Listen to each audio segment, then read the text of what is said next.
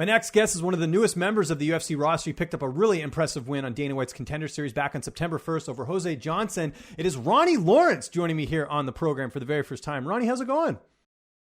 Woo! No, it's going good. It's going good. I bet.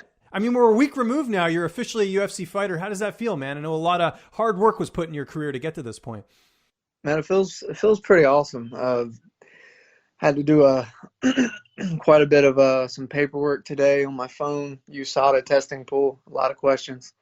Right. It's part of the gig, though, and good to see you a member of the roster. Let's go back to that Dana White's Contender Series fight. Leading in, I mean, very unusual circumstances. We're in a pandemic. You had all the COVID testing. You had all the medicals, the paperwork, all that stuff, and, of course, fighting without a crowd. How was that for you? Because I know you're a guy that's used to fighting in big crowds, and, here you are with, you can barely hear a pin drop. Man, it was – I'm going to start from the beginning. You want to? I'll answer the last question. Sure, it was kind of a loaded question. I kind of gave you a lot there.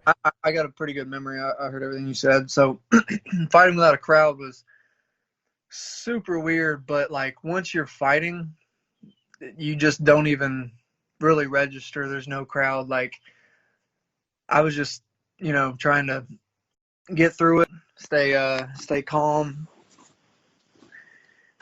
Sorry, I just drank coffee. I got to clear this throat. I'm going to keep... No worries. Get some water. We want you hydrated for this one. I'm going to keep doing the on you.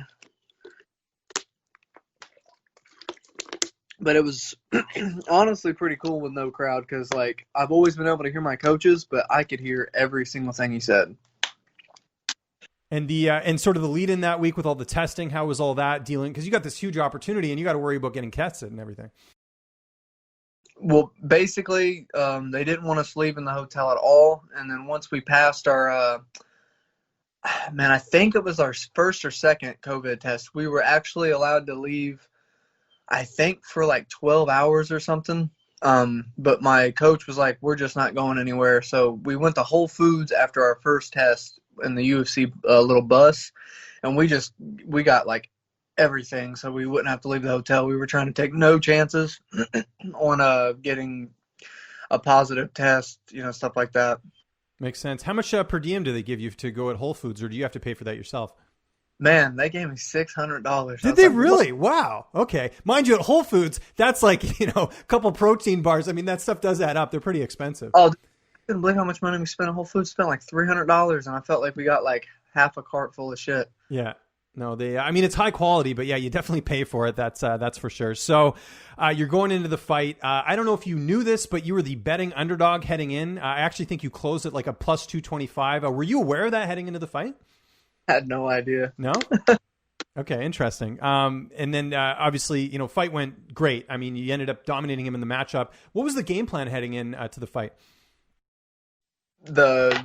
Okay, so I'm going to backtrack a little bit. I'll end up answering your question.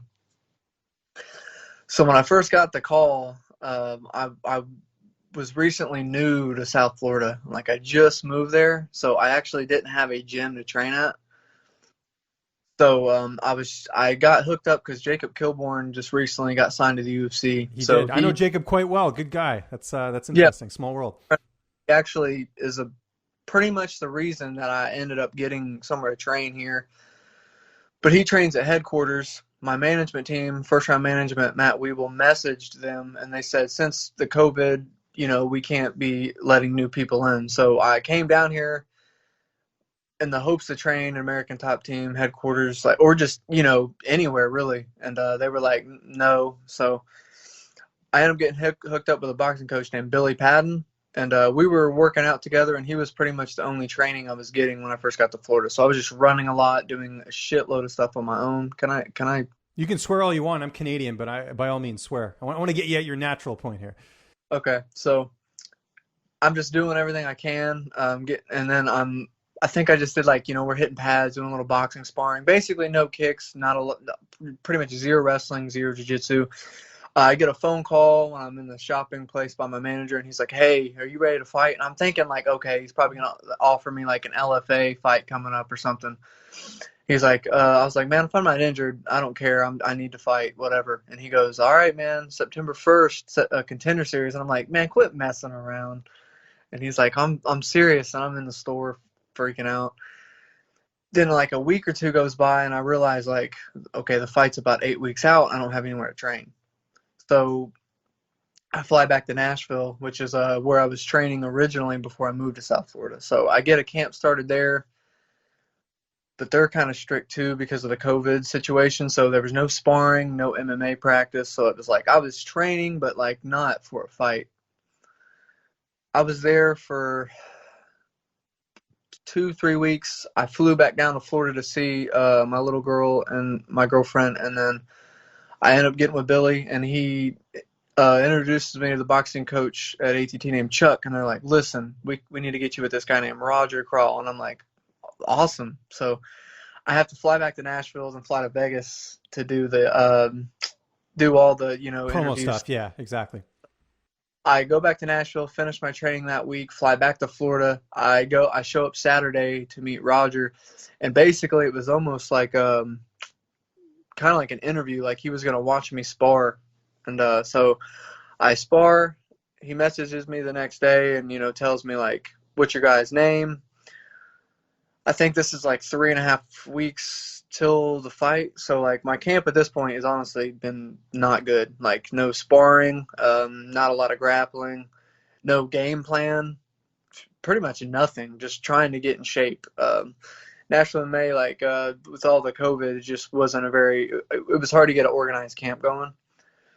So I get with Roger. I tell him the guy's name. I tell him I'm fighting Jose Johnson. He looks him up that night, tells me the game plan. We meet up the next morning. He immediately has a game plan set. Like, soon as we got together, I'm like, dude, this is the guy. This is the guy. Roger Crawl he's a mastermind. So immediately the game plan was calf kicks. He was like, you were going to tear this dude's calf up. Like, I was like, well, I already like those. And so we had an interesting way of setting them up, inside and outside. So we immediately got to it, and then we set up a couple of my spinning attacks off of that, and then entering double legs off of it. So to answer your question, the plan was to wrestle, but not as much as I ended up wrestling. Right. Well, that's so interesting. So, I mean, this win's got to feel even better just because you didn't get it really an ideal camp. It was sort of a last minute sort of game plan switch up and everything like that. Had you ever had that before? Like, where you didn't really, I know you've had short notice fights, but at least then you're kind of, in the gym training a lot. Like, how was it in there? In the cage, it was, I was pretty confident the whole camp. I was pretty confident. And I had I'll talk about it later, but kind of a difficult rehydration process. So we seen each other at weigh-ins, and he looks at me and he goes, it's your ass tomorrow. And like, I just felt like the super intenseness from him. And I was like, all right, we're going to get in a fight tomorrow. So I started feeling like nervous after that. And then I was having trouble. Like, when I ate, I'd feel nauseous. So when I was standing across from him in the cage, let me rewind about 10 minutes. I was backstage warming up, and I noticed, like, they put, like, 3 highlight videos of him up, and they didn't put one of mine. And I'm like, I got some pretty decent highlight film. I get none of it. So I was looking. Hold on, sorry. Someone's trying to call. Oh, no worries. Popular guy right now. You're on the roster. There you go. And I'm backstage, and I'm watching his highlight video, and, I mean, I don't, like, get necessarily discouraged, but I got, like, it added some nervousness to me. Pumped you up a little bit. They're disrespecting you to a certain degree. They got to show equal footage, right? Yeah, I was like, it kind of looks like, I didn't even know. I don't really look at betting. I didn't know. I didn't pay attention to none of the predictions, etc. Because, it doesn't really matter. But I definitely got a little nervous and was like, oh man. I'm kind of after seeing him knock a few guys out like that, I was like borderline scared of like getting embarrassed. You know what I mean? Like, what was the original question? If I no, I was asking you kind of what I think I was asking you what the game plan was, and you sort of expanded on that. And I said, how did you feel in there? Kind of. I felt, honestly, to be 100% honest with you, that's the worst I've ever felt in a fight. Wow. Okay. I was gassed out in the first round. But I just poker face, and if anybody's been on the mat with me, I've never really trained at like a high level gym before, so that's why I moved to South Florida. But the guys I train at National MMA are are great, are amazing. Probably some future prospects. You know, Chris Ocon fought in the UFC Contender Series last year as one of my training partners. I push in training. Like if you go with me, it doesn't matter if I'm tired. We're going. So that's what I did in the fight. I just stayed mentally tough and just kept at it. So it did go the distance, and I think it was a week before yours, or I can't remember when, but there was a fight that went the distance, and the guy had a good performance, but they didn't give him the contract. So what's going through your head when you won the fight? It was pretty decisive, but you don't really know if you're going to get the contract. What did you feel confident you were going to get it, or were you a little bit worried? Oh, I was worried. I wasn't happy with my performance. I felt like I couldn't box because my arms were so gassed out. Like I was just super, wanted to tell Dana, like, I will do better. Like if you've watched any of my older fights, like I will do better. Like it's just, I did what I had to do and I did my best. No, it's interesting. Well, so Dana's reading out the contracts. What's going through your head when he's like, Ronnie, you got a UFC contract? Nothing really. Nothing's going through my head. Just like, holy shit, this is happening. It's great though. I mean, especially with what you're telling me, with everything you had to overcome coming into this one. I mean, it must have made it a little bit sweeter, like as opposed to, if you'd gone in and you had like a perfect camp. I mean, the fact that you won this fight with everything going on and you still got the contract, that must feel pretty damn good. I mean, it almost hasn't like soaked in all the way. I just get this cut healed up and get back in the gym because just being with Roger and the guys for like 2 weeks, I was already learning. I was already seeing new things. Like I'm just excited for the future. Oh, I bet. Yeah, especially after a big win like that. Now, you mentioned, the cut and everything and getting back to training. Perfect scenario, when would you like to make your UFC debut? Because it seems like they're booking a lot of the Contender Series winners for fights relatively soon. When would be sort of a good time for you? Well, this is the first time I've been suspended for a cut, and whenever I get my heart rate up, it still like kind of slightly oozes a little bit. So I'm supposed to take the stitches out in a couple days. I'm gonna sit down with the coach and with Roger, and we're gonna talk about when I'm gonna try to get back in there, and then I'm gonna contact Matt Wiebel, first round management, and so I can get a slot before they're all booked before the end of the year, because it sounds like they're really just filling them up. So if that is healed and then try to get a spot, I might not fight this year. So I'm hoping basically ASAP and try to fight before January. Any opponents you want to make your debut against? I mean, you're in UFC now. Is there any fights you think would be fun? Not calling anyone out, but have you taken a look at the roster?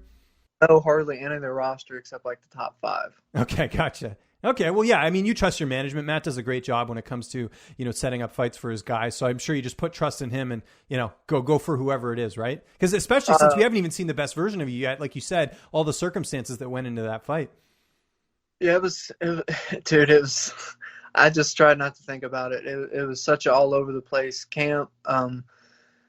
Like I got to Nashville in May, and I've always had great training there. And then like we weren't sparring, and I was just like, dude, I came all the way to Nashville and we're not sparring. But like, you know what I mean? I got to make do.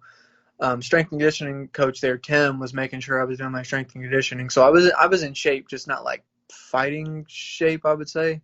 I was sparring with my boy Alex in his garage actually, because just to get some sparring in Nashville. He's a future prospect. He's still an amateur, but he's going to be a killer. And I know it's been sort of a long road for you. I mentioned that. I actually interviewed one of your opponents back in 2016. You fought Brandon Webb for Valor Fights. And I used to do a bunch of Valor interviews back in the day. I don't know why I didn't get to interview you. It was whoever the PR guy was at the time setting them up. But I think my phone back then was so cheap, I couldn't do video anyways. Well, I could have called you and just threw a photo up there or something. But no, that would have been great. Yeah. I guess, but no, because I remember when I saw your name on the thing, I was like, Ronnie Lawrence, where do I know that name from? And then I went and looked back and it's like, oh yeah. And then I looked on my channel because I've been doing interviews for a couple of years now. It's cool to see like, fighters like yourself who've been grinding on the regional scene and get an opportunity like this. So that's kind of a little sidebar on this interview. I'm going to end things here though. You mentioned you don't pay attention to the odds, but I'm sure you got a lot of really great feedback on social media from people who probably won some money on you as the underdog. Did you get that? Did you see any of your messages? People being like, hey, I won a ton of money?